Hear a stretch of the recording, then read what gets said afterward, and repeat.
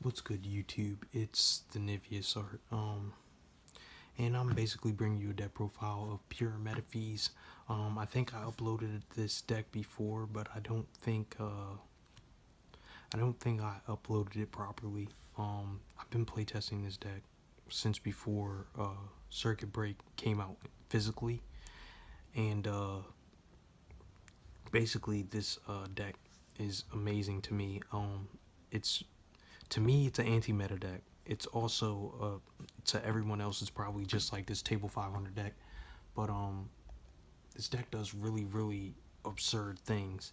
The whole premise of the deck is banishing, and banishing is what gains its advantage and takes away your opponent's advantage. So this is what the deck seeks to do and wants to do.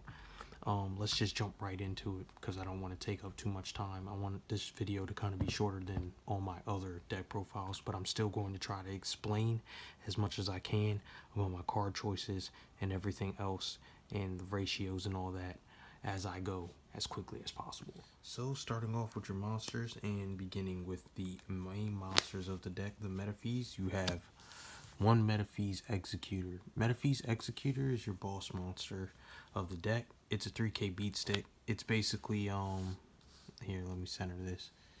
It's the 3k beat stick of the deck. Basically Metaphys Executor allows you to do what you have to do in order to recover yourself from behind. And what I mean by that is jumping into its effect is once it's summoned, if your opponent has more cards than you have, you can special summon a Metaphys monster that's banished to your side of the field, which is excellent because the way Metaphys monsters work is that when Metaphys monsters are summoned by another Metaphys monster's effect, they gain on-field effects. Anyway, you can't normal summon a Metaphys Executor by regular means. It can't be normal summon or set. It has to be special summoned from your hand by banishing 5 Metaphys cards from that are face up on your field or from your graveyard. It can be either or it can be both. So usually you'll find yourself in a place where you're doing it from both, and that will create a deficit, and that deficit will then allow you to summon a Metaphys monster that is banished. This card also can't be banished or destroyed by card effects, which makes it an excellent boss monster in my opinion. It's an optional card. I run it at 1. Most Metaphys players will not run it at all. I'm just choosing to run it at 1. Moving on to the next monster in the group here, you've got a triple Metaphys Tyrant Dragon. I'll just sit that in the center here. Metaphys Tyrant Dragon is ran at 2 to 3 in most meta builds, or in most Metaphys builds that I've seen even on the net. I've seen people running it at 2 or 3. I personally run it at 3. I think that having an extra one provides pretty good utility and gives you an extra Metaphys card to mill out of your deck when you're banishing. But anyways, Metaphys Tyrant Dragon's banish effect allows him to shuffle himself back into the deck during the next standby phase, and then you're allowed to summon a Metaphys monster from your hand, which once again starts giving your Metaphys monsters effects. Beginning with Tyrant Dragon's on-field effect, if he's summoned by a Metaphys monster effect, Tyrant Dragon basically gains the original Tyrant Dragon effects, which is the ability to not be affected by trap cards and the ability to attack again in a row if he attacks a monster. So that's Metaphys Tyrant Dragon in a nutshell. It's a level 8, so it's a target for trading, and it's also good fodder for your level or rank 8 plays when you're ready to go into them. Next, mandatory 3 of Metaphys Nephthys. For those who don't know what Metaphys Nephthys does, this is basically your Rhoda of the deck. Metaphys Nephthys basically, when banished, the following standby phase, it shuffles itself back in the deck and it allows you to add one Metaphys card back into your hand. Uh, Basically, you search anything, spells, traps, monsters, with that as long as it's a Metaphys card. But on field, when it's summoned by a Metaphys monster, it has the effect of being able to banish all set spells and traps on the field, which ultimately gains you a whole lot of leeway because it's really good against rogue decks like Paleo, and it's really good against decks like True Draco too, considering that True Dracos often play a significant amount of spells and traps in order to have something for Masterpiece to banish. So I like Nephthys in the deck. Nephthys is usually run at 3. It's just mandatory to run at 3. Same with the next card, which is Metaphys Daedalus. Metaphys Daedalus is another card that you run at 3. When it's banished, it can the following standby phase, it can shuffle itself back into the deck, and it allows you to banish another Metaphys card. Usually, your target for right now is Nephthys. That is your most dominant target with that banished effect, but soon when Cybernetic Horizon drops, we'll gain the new trap card Cybernetic or Metaphys Ascension, which allows us to search a card that turn as soon as we banish it. So that's actually really good. But Metaphys Daedalus has the on-field effect when it's summoned by a Metaphys monster, and that allows it to banish all special summon monsters, which is actually really cool, with the exception of itself, of course. And that actually helps you break boards a whole lot, and it's really good against the 4 negates of Pendulum Magician when you have Metaphys Factor already out on the field and they can't really do anything about it. But we'll get to Metaphys Factor in this card momentarily. Next is your triple Metaphys Ragnarok. You definitely have to play this at 3. It's the most important card in the Metaphys compendium right now. Basically, when it's normal summon or special summon, it mills 3 cards or banishes the top 3 cards of your deck. For every Metaphys monster that or Metaphys card that was banished by this effect, Ragnarok gains 300 attack. And when it deals battle damage, it basically special summons a Metaphys monster from your deck. So these 3 cards here, Executor, Tyrant Dragon, and Ragnarok, you can consider them your summoning engines of the deck for optimal situations. And that's why I like playing this deck, because it makes you think. The last Metaphys card that I play is Metaphys Arm Dragon, which is super duper optional. You really don't have to play Metaphys Arm Dragon. It is a vanilla card. I can understand why people do not play it. It's really just a big body, but it is a level 7 monster, and it allows you more, I'll say, frequency when doing rank 7 plays, like Mega Phantom Beast or your or Big Eye. And it's a target for the card Sacred Sword, which allows you to have 4 targets in the deck for Sacred Sword of 7 stars, which is a really, really good draw card. So we got that. And then for your non-Metaphys cards, you want to use your Light Ray Sorcerer. Light Ray Sorcerer is just a really good monster in general. It can't be normal summon or set, but it has to be special summoned from your hand when you have at least three banished light monsters, which is easy to do in this deck. But it has the ability to banish your opponent's monsters while shuffling back monsters of your own. The only problem with this is that it targets, and then on top of that, it can't attack the turn that it uses that effect. So that part. But the other light ray monster that we use, and we run it at 3 copies because it's also important, but it's only for the most part important in a pure build of Metaphys, and that is Light Ray Grepher. Light Ray Grepher is basically Dark Grepher, but in light form. So you discard a light monster to banish a light monster from your deck, um, which is awesome because that means you banish Metaphys monsters and you get those Metaphys effects going really fast. This is a card that you want to see in your first hand, if especially if you don't see Ragnarok. But if you see Ragnarok in your first hand and you see Light Ray Grepher in your first hand, you have an excellent first hand. You're probably getting off to a good start because Light Ray Grepher can also special summon himself by ditching a level 5 or higher light monster from your hand and pitching it into the graveyard. The next light monster you run is, of course, Honest. This whole deck is light monsters. Why not run Honest? It's really good in combination with Metaphys Ragnarok's effect on top of that. So it's definitely a very welcomed addition to the deck. Fairy Tale Snow. You want these cards banished as much as possible. You want your Metaphys cards in the banish zone because of the fact that you just want their effects activating that following standby phase. Also, Fairy Tale Snow is just good utility and good disruption on your opponent's turn. And last but not least, Necrophase.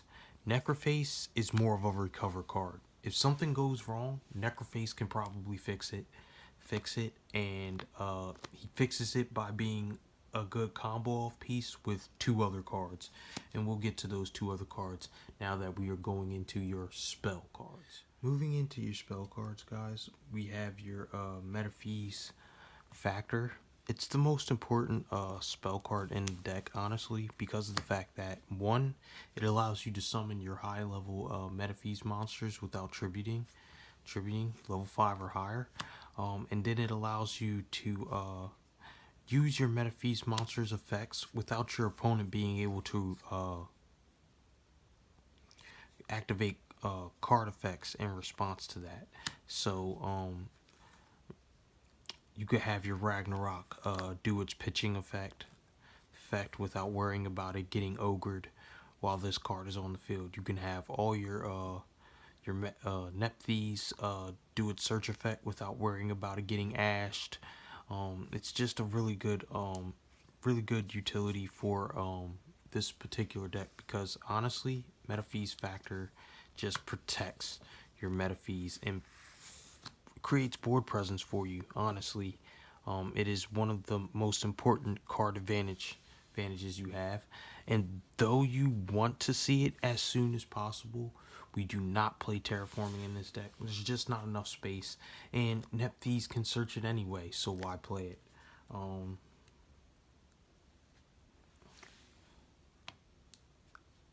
Ace of Metaphys is a card that you run at 3. It's basically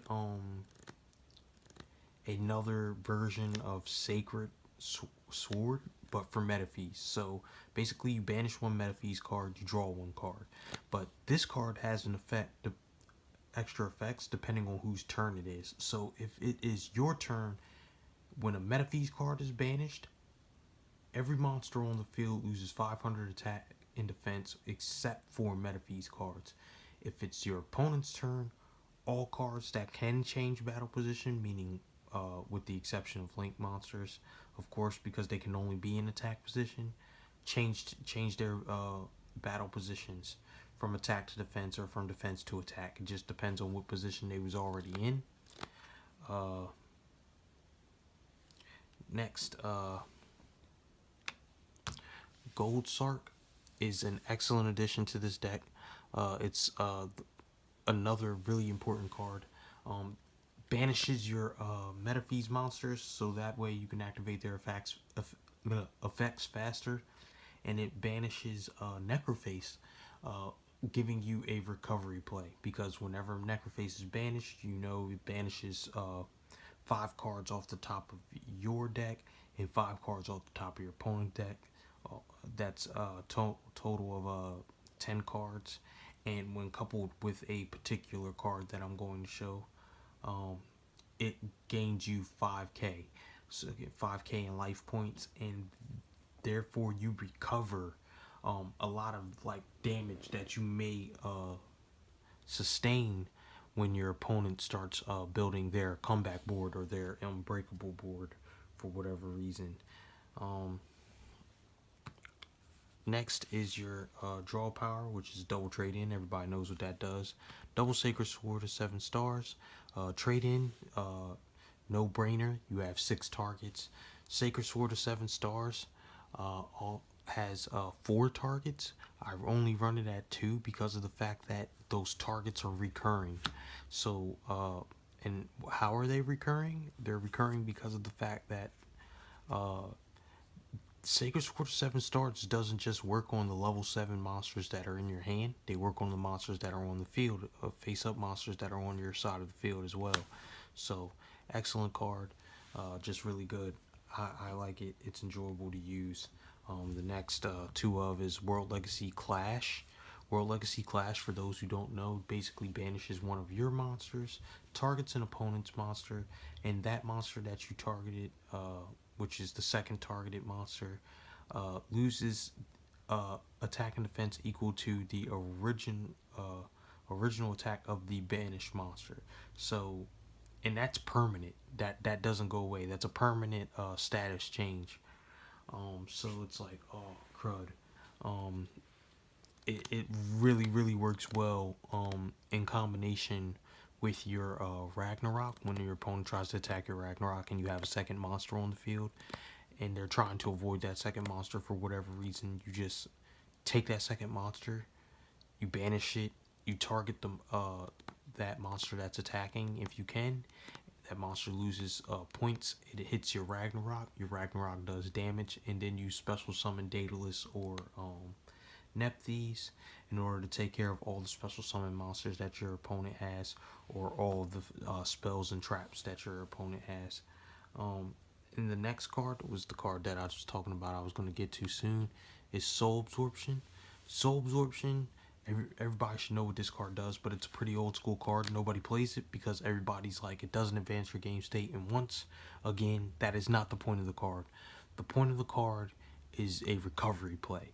You lose so much life points if you don't open correctly that if your opponent doesn't OTK you and Soul Absorption's in your hand, you could very well recover to the point where you're like, okay, now I don't have to worry about it. Now I can set up my board and start a grind game towards winning. And that's usually how I end up winning. Soul Absorption helps me so much. I just find it to be a really good card in this deck, especially with cards like Dimensional Fissure, which makes it so any monster that would go to the graveyard gets banished instead.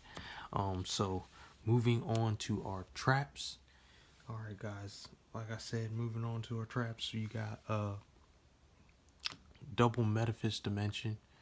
Metaphys Dimension, in my opinion, is the best trap card in the deck, and it's only the best trap card in the deck because while it's activated, it garners you advantage while taking advantage away from your opponent.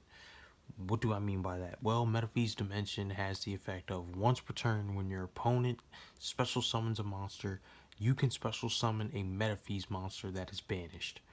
So, what happens is your opponent special summons something like a Boarload. You get your Ragnarok back because maybe you have a banished Ragnarok. That Ragnarok activates his effect, banishes 3 more cards, and let's say that Ragnarok banishes a Metaphys card. If it ends up banishing a Metaphys card, that's where this card's second effect kicks in, where once per turn, if a Metaphys card is banished, this card can target one card that your opponent has on their side of the field and banish that target. So you could immediately just get rid of Borload just by summoning the Ragnarok that you have banished because of this card's effect, which is awesome. It's just an awesome card in my opinion, and that's why you run it at 2. Running it at 3 is a little bit cloggy. Through testing, I figured that out, so I run it at 3. The only other card that I play for now until Metaphys Dimension comes out, or Ascension comes out, excuse me, is Waterfall Dragon Souls. I don't know if people actually know what this does. I feel like people should know what it does because some people play it in True Draco sometimes. But Waterfall Dragon Souls basically allows you to search a worm monster, which all the Metaphys monsters are worm monsters. It also allows you to ditch worm monsters that are face up on your side of the field and or in your hand, and then draw for as many worm monsters that you ditched plus one. So if I ditched 4 cards, I'm gaining 5. And that's ultimately really good because let's say I had Executor on the field and I got rid of every other card that's on my side of the field in order to draw that many cards. Now, let's say I have this last trap card, or which is Macrocosmos. Everybody knows what that does. Or I had Dimensional Fisher out on the field with Executor out on the field. Like I said, I banish everything because Macrocosmos is on the field. Everything that would go to the graveyard gets banished instead.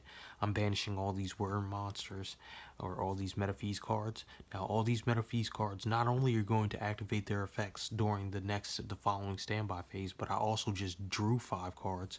Metaphys Executor also has free reign to more than likely summon a Metaphys card that I just banished in order to banish all my opponent's special summon cards, because guess what? I don't have enough cards on field when comparing it to my opponent's field. They probably more than likely have more cards than me. So this when this card's on the field, it's all about keeping a deficit of cards on your side of the field as compared to your opponent. But that's the main deck. Moving on to your extra deck if you choose to play one. Now that's the thing about Metaphys, guys. You don't really need an extra deck, but I do play an extra deck even though it's really small, because the rest of the cards would just be cards that you use for targets for cherries in your side, which you would play in your side deck. So basically, one Angel of Zera. For those who don't know what Angel of Zera does, Angel of Zera at the start of the next standby phase after he's banished, he can resummon himself when he's summoned properly. Also, he gains 100 attack points for every banished card in your that your opponent has. So you're banishing 5 cards at a time using Necroface, and they're probably banishing 10 using Pot of Desires, because a lot of decks run Pot of Desires right now.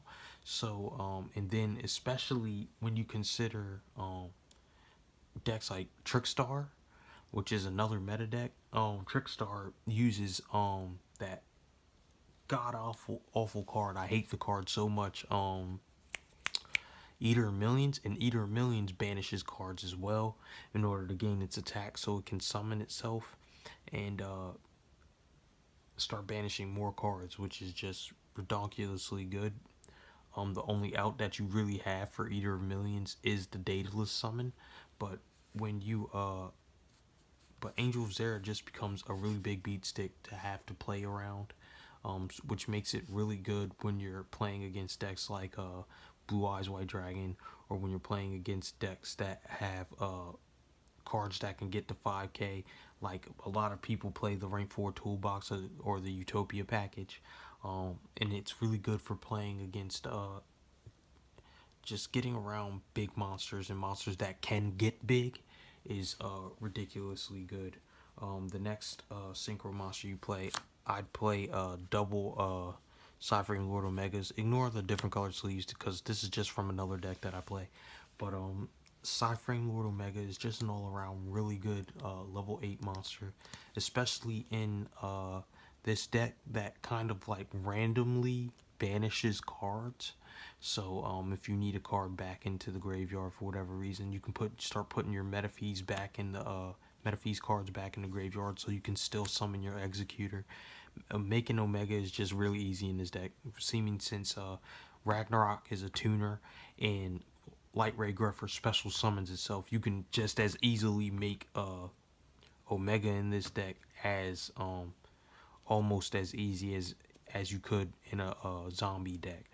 So that the most important rank 4 in my opinion, as far as Xyz monsters go, is double number 41. Baguska basically is just the best stall card ever, because what happens is if your opponent can't keep their link monsters on the field, they have no outs to Baguska. And if you keep on special summoning cards like Daedalus, they'll never have a link monster out almost ever because there's no materials for them to use.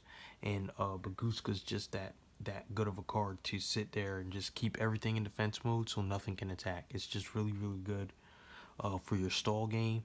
And then banishing it with Clash at when it doesn't have any materials allows you to garner an extra turn of stall if you needed it, while